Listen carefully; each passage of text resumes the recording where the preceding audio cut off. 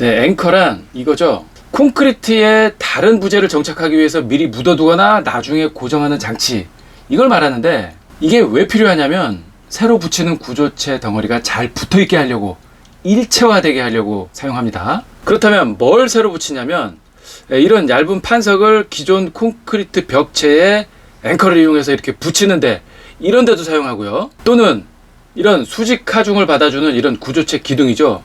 이런 공장에서 만들어 온 PC 기둥을 새로 붙이는 데도 사용합니다. 앵커의 종류에는 타설 전에 매립하느냐 타설 후에 매립하느냐에 따라서 구분할 수 있어요. 1번하고 2번은 타설 전에 매립하는 앵커고요. 얘는 일자형, 얘는 L자형, 이렇게 이제 생겼습니다. 3번하고 4번은 타설 후에 뚫고 매립하는 앵커인데, 얘는 어떤 물리적인 힘으로 끝이 이제 벌어진다거나 뭘 스크류 같은 걸로 쪼아준다거나 하는 이런 물리적인 앵커고, 4번 얘는 케미컬 앵커죠. 화학적인 반응에 의해서, 그러니까 본드 역할을 해주는 어떤 화학 물질이 나와서 기존 콘크리트 구조물하고 앵커하고 딱 붙어 있게 해줄 수 있는 이런 방식의 접착제입니다. 타설 전에 미리 묻어놓음으로써 뚫는 작업에 번거로움이 없고, 그리고 훨씬 더 튼튼하게 고정될 수 있게 해주는 첫 번째 사례죠. 이 세대 현관문, 이렇게 지금 들어가 있는데, 이 세대 현관문을 고정해주는 앵커, 이거 말씀드릴게요. 세대 현관문이 사실 굉장히 무겁습니다.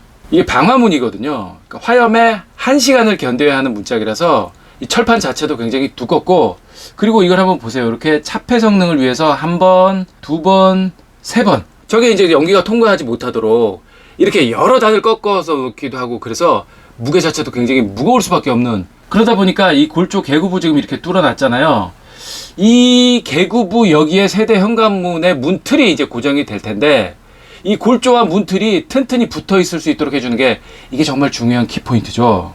안 그래도 무거운 문짝 다칠 때 쾅쾅 이렇게 다치면서 뭔가 충격이 가해질 거니까. 그래서 문틀 자리에 철근을 미리 묻어 놓을 수 있는 방법, 이런 방법을 사용합니다. 거푸집에 구멍 뚫어 놓고 여기에 철근을 심을 거예요. 여기 위에도 옆쪽에도 이렇게 뚫어 놓고 철근이 살짝 튀어나올 정도로 꽂아 놓는 거죠. 그리고 나중에 거푸집 제거하고 나면 이렇게 구조체 속에 튼튼하게 매립된 철근 앵커가 준비되는 거예요. 옆에 3군데 박혀 있고요.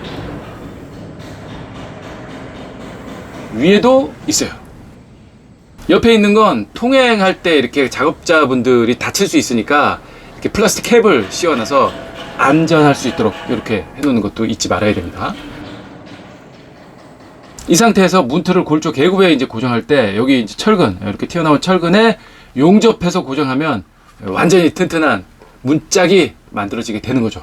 길가에서 흔히 볼 수 있는 방음벽이에요. 얘도 굉장히 튼튼한 앵커가 필요한 부분이죠. 이게 이렇게 높은 높이의 벽이 뭐 태풍 같은 이런 풍화중을 견뎌야 되는 거잖아요. 그래서 콘크리트 구조체에 단단히 박혀 있어야 하는 앵커, 이게 또 굉장히 중요한 부분이죠. 이런 부분, 여기요.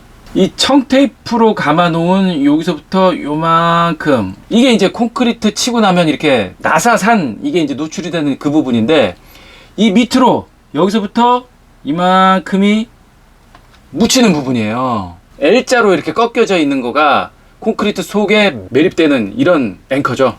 세 번째로 보여드릴 게 천장에 매달려 있는 배관들입니다. 지하주차장 천장에 뭐 빨간색, 파란색, 흰색 뭐 엄청나게 주렁주렁 매달려 있잖아요.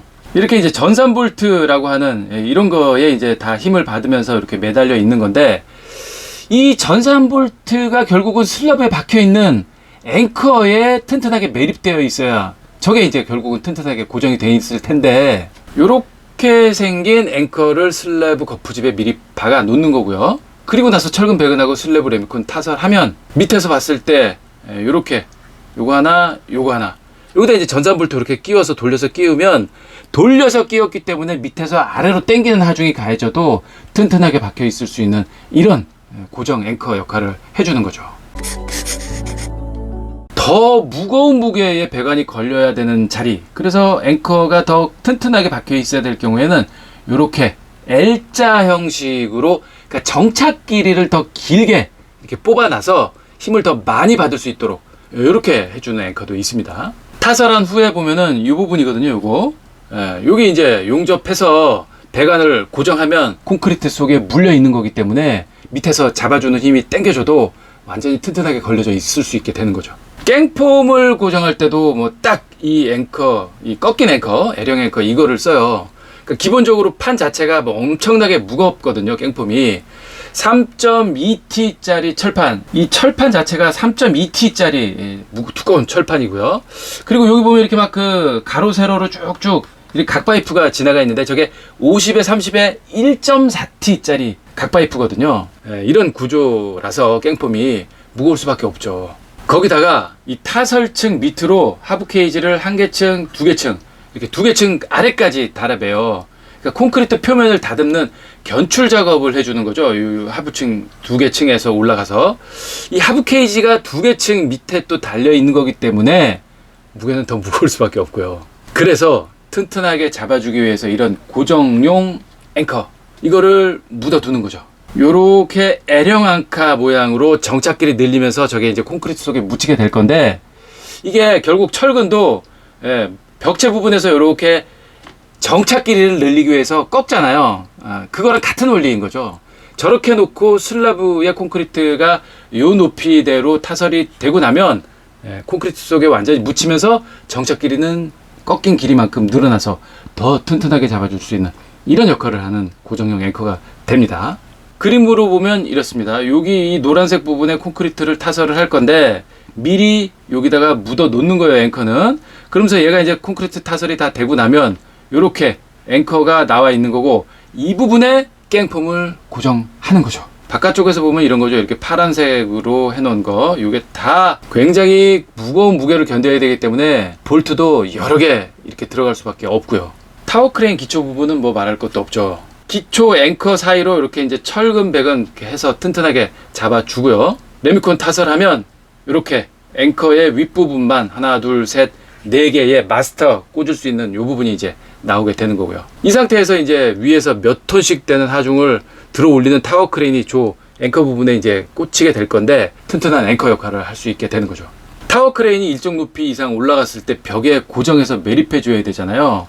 이렇게 지금 브레이싱을 해놨습니다. 지금 이 부분이 바깥쪽으로 노출이 되는 거고, 요 지팡이처럼 생긴 거 요게 이제 안쪽으로 슬라브에 묻히게 될 건데, 슬라브에 묻어 놓은 모습이에요. 매립되는 부분에 지팡이 끝이 요렇게 이제 있어요. 여기도 마찬가지고, 여기도 철근을 이제 요렇게 같이 걸어가지고 튼튼하게 될 수 있도록 요렇게 이제 해놓는 거죠. 이 부분은 이제 나중에 브레이싱 그 철판이 닿는 그 부분이 될 거고요. 그래서 오늘의 결론, 타설 전에 미리 매립해 놓는 앵커는 튼튼할 수밖에 없다.